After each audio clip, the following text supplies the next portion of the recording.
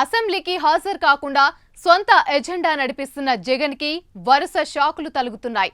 ఇక రాజధాని జిల్లా గుంటూరులో ఒక సీటు దక్కించుకోలేకపోయిన వైసీపీకి మాజీ ఎమ్మెల్యేలు కూడా దూరమవుతున్నారు. పార్టీకి రాజీనామా చేయడానికి క్యూ కడుతున్నారు. ఇటీవలే నేర చరిత్ర ఉన్న గుంటూరు ఎమ్మెల్సీ లేళ్ల అప్పిరెడ్డి శాసనమండలి పక్ష నేతగా నియమితులయ్యారు. అది వైసీపీలో ముసలాన్ని మరింత పెంచుతున్నట్లుగా కనిపిస్తోంది.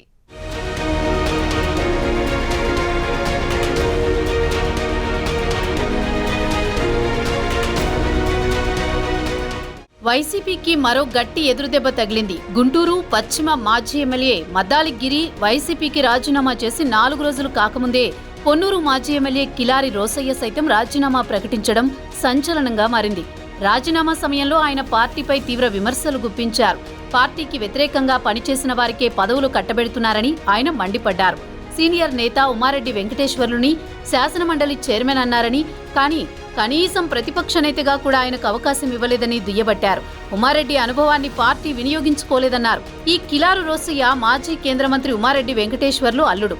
ఉమారెడ్డి 1985లో టీడీపీ నుంచి ఎమ్మెల్యేగా రాజకీయ ప్రస్థానం ప్రారంభించారు. 1991 నుంచి 3 సార్లు లోక్సభకు ఎన్నికై 1996లో కేంద్ర మంత్రిగా కూడా పనిచేశారు. తర్వాత టీడీపీని వీడి వైసీపీ బాటపట్టిన సీనియర్ కాపు నేతని జగన్ కనీసం రాజ్యసభకు కూడా పంపించకుండా ఎమ్మెల్సీగా పరిమితం చేశారు.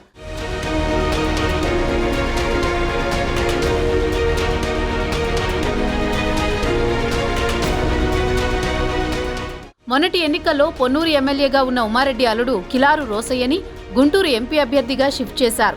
కేవలం గుంటూరు ఎంపీ అభ్యర్థిగా పార్టీలో సరైన నాయకుడు లేకపోవడం వల్లే ఆ షిఫ్టింగ్ జరిగింది. లోక్సభ ఎన్నికల్లో ఎంపీ అభ్యర్థిగా నిలబెట్టి మానసికంగా తనను కుంగదీశారని రోసయ్య ఇప్పుడు ఆవేదన వ్యక్తం చేస్తున్నారు.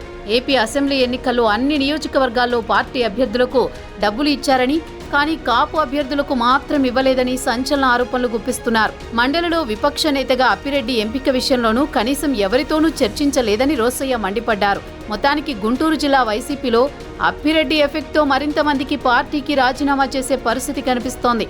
గవర్నర్ కోటాలో ఎమ్మెల్సీ అయ్యే నాటికి అప్పిరెడ్డిపై 2 హత్య కేసులున్నాయి. తర్వాత ఆ కేసులను కోర్టులు కొట్టేశాయి.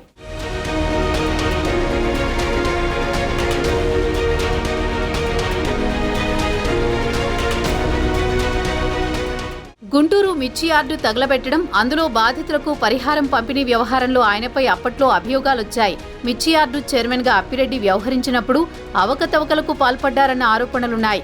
వాటన్నింటినీ పరిశీలించిన గవర్నర్ ఆయన్ను నామినేట్ చేసేందుకు అంగీకరించలేదు.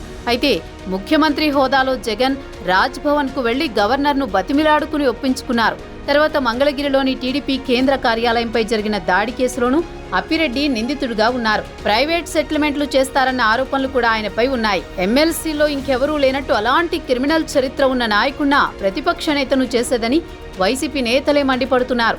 తాజాగా ఆ ఎఫెక్టుతోనే కిలారు రోసయ్య వైసీపీకి రాజీనామా చేశారు. ఎమ్మెల్సీ ఉమారెడ్డి కూడా అదే బాట పట్టే పరిస్థితి కనిపిస్తోంది. ఉమారెడ్డి లాంటి సీనియర్ పార్టీకి దూరమైతే శాసనమండలిలో వైసీపీకి కౌంట్ డౌన్ స్టార్ట్ అయినట్లే అన్న అభిప్రాయం వ్యక్తమవుతోంది.